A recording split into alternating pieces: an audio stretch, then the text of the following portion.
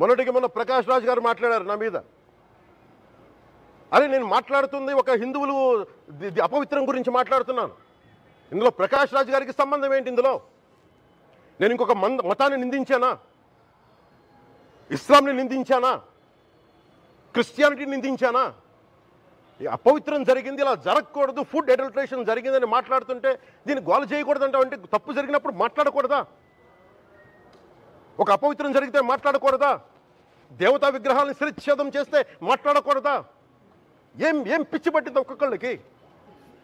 ఎవరి కోసం మాట్లాడుతున్నారు మీరు? ప్రకాష్ రాజ్ కూడా చెప్తా ఉన్నాను, నాకు మీరంటే గౌరవం, I have extreme respect for you. కానీ when it comes to secularism, Prakash Raj garu, it's a two way, not one. I have extreme respect for you, you know that. మీరు secularism is all, it is not way. హిందువుల మీద దాడినప్పుడు వచ్చి మాట్లాడడం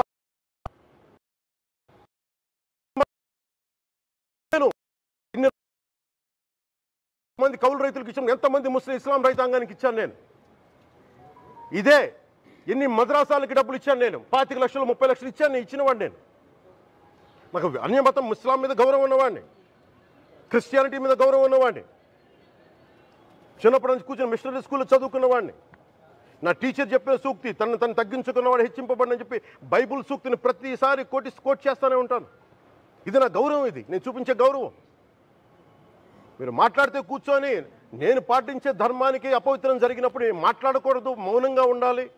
సెక్యులరిజంకి విఘాతం అంటే ఏంటి? సెక్యులరిజంకి విఘాతం? నా ఇంటి మీద దాడి జరిగినప్పుడు నేను మాట్లాడకూడదా? నా ఇల్లు 10 మందికి ఆశ్రయం ఇస్తుంది. నా సనాతన ధర్మం అన్ని ధర్మాలకి ఆశ్రయం అయితే దానికి దాడి జరిగినప్పుడు, దాని మీద అపవిత్రం జరిగినప్పుడు దానికి కూడా మాట్లాడకూడదంటే ఏం మాట్లాడాలి మీతోటి? ప్రకాష్ రాజ్ గారు, you have to learn your lessons. I respect you. It's not just Prakash Raj Garu, all the people who thinks in the name of secularism, you're going haywire. Let me tell you guys, we are extremely hurt.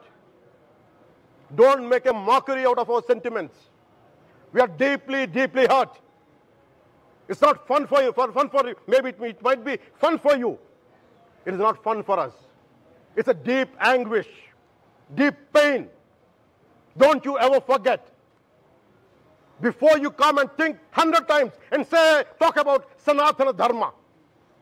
Enough of this. చాలు. ఇష్టానికి మాట్లాడుతూ ఉన్నారు సనాతన ధర్మం మీద. అయ్యప్ప స్వామి మీద మాట్లాడతారు, సరస్వతి దేవి మీద మాట్లాడతారు. అల్లా మీద మీరు మాట్లాడగలరా? మహమ్మద్ ప్రవక్త మీద మీరు మాట్లాడగలరా? జీసస్ మీద మీరు మాట్లాడగలరా? అందరూ కూర్చొని సనాతన ధర్మం మీద, వినాయకుడి మీద జోకులు వేస్తారు, దుర్గాదేవి మీద జోక్స్ వేస్తారు, సరస్వతి దేవి మీద జోక్స్ వేస్తారు. మా మనోభావాలు గాయపడవా? మాకు బాధ ఉండదా? అందుకే నేను ప్రతిపాదించింది ఏంటంటే ప్రతి దానికి రావలేకపోతున్నాం. సనాతన ధర్మ రక్షణ board is order of the day.